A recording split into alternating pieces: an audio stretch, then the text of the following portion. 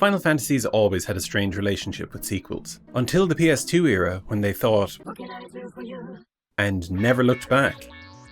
The closest many of us got to a sequel was our parents going, 7? Shouldn't you play the other ones first? Little did we know the first direct sequel to a Final Fantasy game had already been released years earlier, in 1994. Set 200 years after the conclusion of Final Fantasy V, better known to Western audiences at the time as What's Final Fantasy V? Final Fantasy Legend of the Crystals is a 4-episode OVA, originally released in the Wild West period of direct-to-VHS anime. And oh boy does it show! Let's get into it.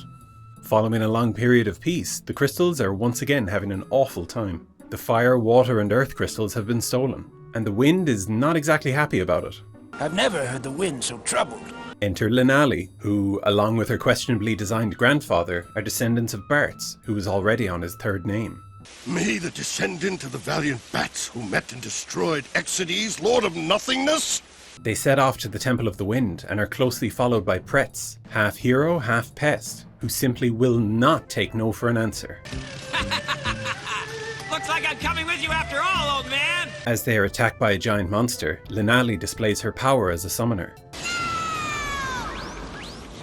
Every moment I live is agony. Pretz saves them, but Grandad is injured, so they carry on without him. Pretz and Linali, whose lack of pants combined with the era this was released is making me increasingly nervous, are attacked by a band of pirates led by Rouge, the kind of character whose screen time is usually limited to exactly the moment your dad walks in the room. They escape by gently bombing the pirates, and find themselves caught in a sandstorm blocking the Temple of the Wind. Chosen one, let your spirit flow on the breath of heaven. Yeah, this is what I was worried about. Linali uses her Chosen One powers to break through the storm, but there's a new issue. She calmly solves the puzzle to enter the temple, while Pretz... One false move and they'll have to clean you up with a spatula!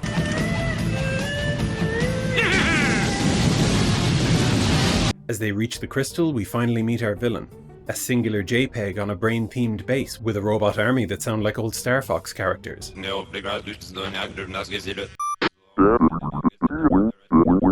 The wind crystal fuses with Linali, which, just like in the games, grants her the power to fight against... Oh no. Okay, pull it together. As they leave, ass brimming with heroic energy, they are stopped by the Kingdom of Tycoon's Air Force, led by Commander Valkus, who could really do with investing in a nose trimmer. Valkus mistakes them for thieves, but Rouge blows her entire smoke grenade budget to capture the 3 of them. I'm very grateful. You see, I've always wanted to own a Crystal of the Wind, and now I've got one. She takes them to her island base and attempts to tickle the information out of Pretz, with the help of these fine gentlemen.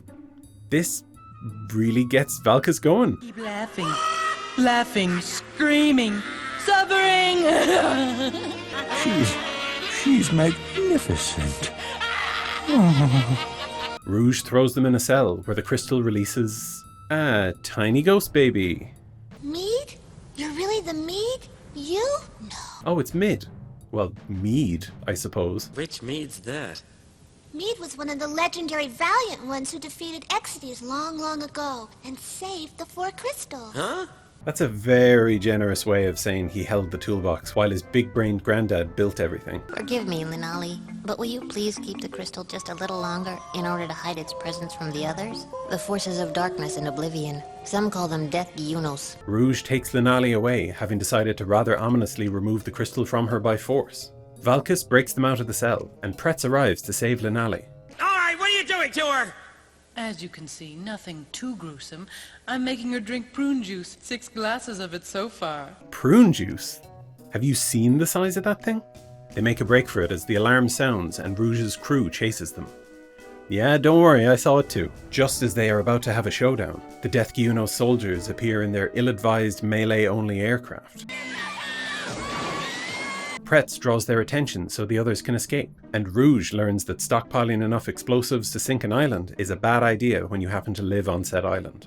Pretz survives the blast by hiding in an open jar, putting even Indiana Jones to shame. Meanwhile, evil PNG hears of the attack's failure and makes a reasonable request of his soldiers. Get me the crystal, the girl, and all now. Is that so much to ask? Having met up with the Air Force once again, they all return to Tycoon, where Meade seems troubled. My god, he's remembered he has no nose. He also remembers that time he got killed. The rest of you can rot away, but not your brain.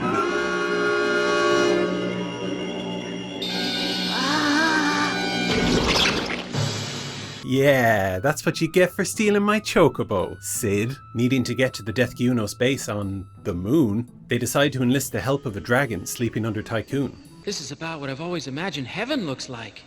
Where's the flying dragon? Meanwhile, the Death Gyunos launch an all-out attack on Tycoon to claim the Wind Crystal. They catch up to the heroes, so Lenali calls another chocobo. But you may be surprised to hear that this chocobo is kinda crap. It appears they're about to catch up to us. And they catch her pretty much immediately. Look, I think that might be their weak spot. Red? Yep. Glowing? Yes, sir.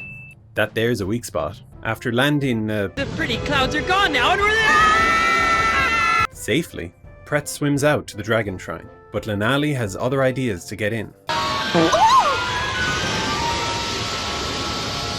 They find the dragon and,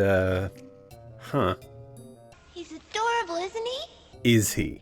The villain reveals himself to be Ra Devil and kidnaps Lenali.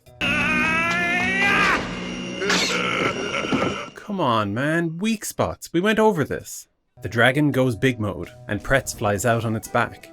Now Ra Devil has the crystal and the girl, but not all, so it could be worse. As the heroes fly through space, don't worry about it, Ra Devil hooks Lenali up to a battery with the other crystals to make him a new body made of universe. Yes, yes. It is indescribable. Again, I implore you not to worry about it. The dragon is struck by moon lightning and they crash to the ground, forgetting that their ships are literally made to fly. All-out war breaks out and the big man just kinda blows up.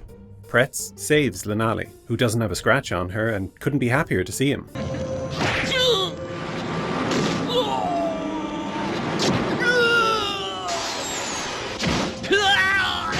Why is she mind-controlled? Why can he do that? What's going on here? Meade finds his way to his grandfather and, well, damn. When I said he was big-brained, I didn't mean it like that. But surprise! The energy of the cosmos flows through me. The mountain-sized robot god was just hiding. The crystal transfers itself to Pretz, and then just channels its power right back through Lenali as she casts the ultimate summoning magic. Many chocobos.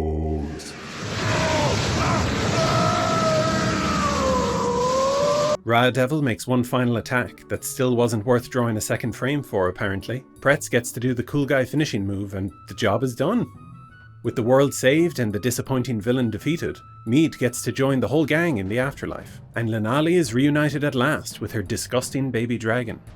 As they tell Lenali's grandfather about all the fun he missed, it just kind of ends. This is very much of its time, and it shows.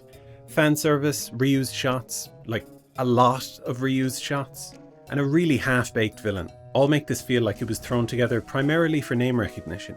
But if that's the case, why Final Fantasy V? It's not like 5 is a beloved story, and 6 even came out during Legend of the Crystal's original release. It just kind of feels like a wasted opportunity. It's worth a look, even just for some of the English dubbing alone. Oh no. Grandmother! But don't expect to be blown away. It's a pity though. It feels like they just couldn't figure out a satisfying way to end it, and pulled the plug before people realised they were completely running out of interesting things to do.